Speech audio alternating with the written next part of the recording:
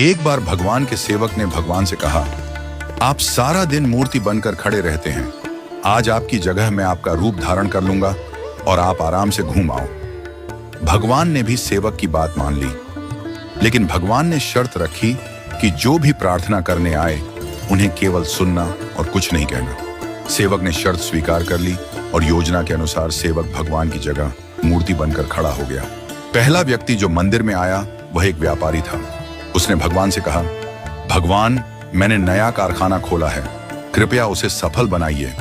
व्यापारी माथा टेकता है और तभी उसका बटुआ गिर जाता है। वह बटुआ गिराकर बिना देखे चला जाता है। सेवक बेचैन हो जाता है और सोचता है कि व्यापारी को बता दे कि उसका बटुआ गिर गया है, लेकिन भगवान की शर्तों के अनुसार वह कुछ नहीं कहता। कुछ समय बाद एक गरीब आदमी आता है और भगवान से कहता है, भगवान, घर में खाने के लिए कुछ नहीं है, कृपया हमारी मदद करें। भगवान के सामने बटुआ पड़ा होता है।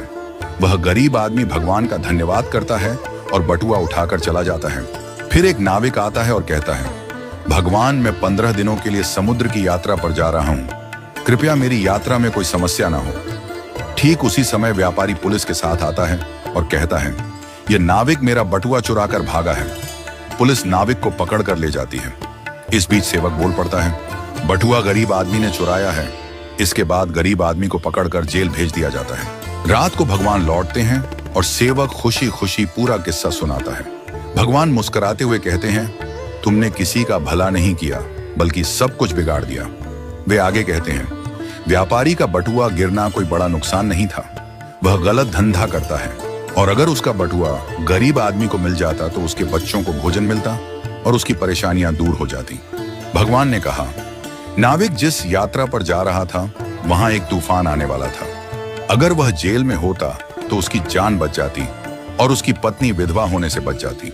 भगवान ने यह भी कहा, कभी कभी जीवन में हमें समस्याएं आती हैं और हम सोचते हैं कि यह हमारे साथ ही क्यों हुआ, लेकिन हमें समझना चाहिए कि इसके पीछे भगवान की योजना होती है। भगवान ने हमें यह सिखाया कि जो भी होता है वह हमेशा अच्छे के लिए होता है, भले ही हमें वह समझ में ना आए। इस कहानी से यह शिक्षा मिलती है कि हमें भगवान पर विश्वास रखना चाहिए और जो भी घटनाएं घटित होती हैं उन्हें अच्छे के लिए मानकर स्वीकार करना चाहिए। भगवान की योजना हमेशा हमारे भले के लिए होती है और कभी कभी हमें उस योजना को समझने में वक्त लगता है।